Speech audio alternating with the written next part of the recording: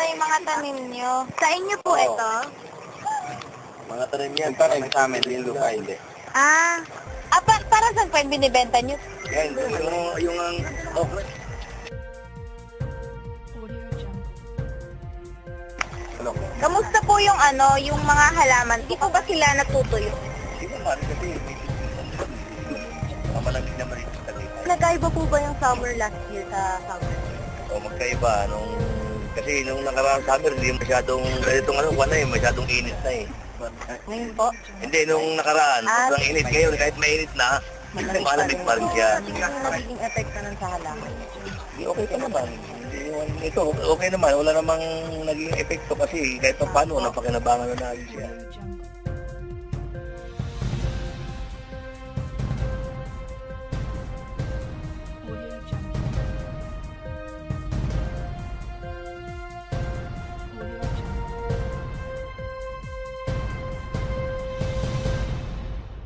Pasat, saka yung mga meron ding sayote. Yan yun sa likod. Tapos may mga upo, meron din dyan. Marami. May bumbilya siya. Para kahit naman nandun sa gabi, hindi masyadong apektado tapos balis naman yung kanilang.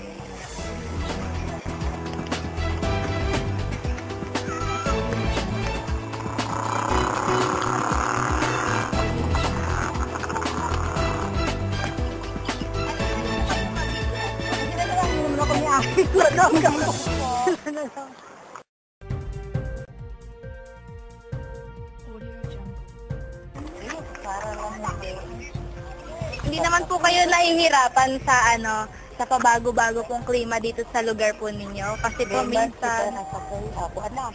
po Para pareho lang, simple.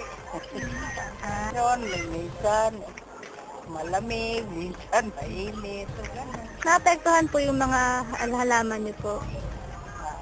Ay. Oo, kaya lang may nilalagyan ng So, paanong paraan po naapektuhan sila? pan. Pag tagulan, dito masukuanan din. Eh, pag sobrang init naman po, Ito nga, oh. natutuyo, hindi naman po. Natutuyo sila. Namamatay. Oo.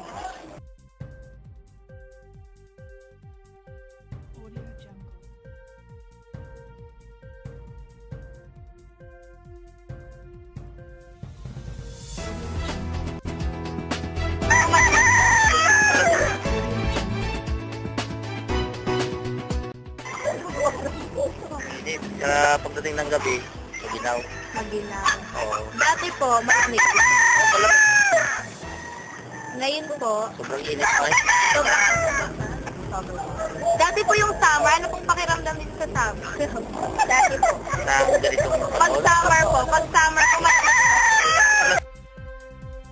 bago-bago pag minsan, malamig kahit ganito. Kaya araw din na maginaw. Yan po sa mga alaga niyo pong hayop. Meron po bang parang namatay po sa sobrang init? Ganun po. Ay, wala naman. Wala naman.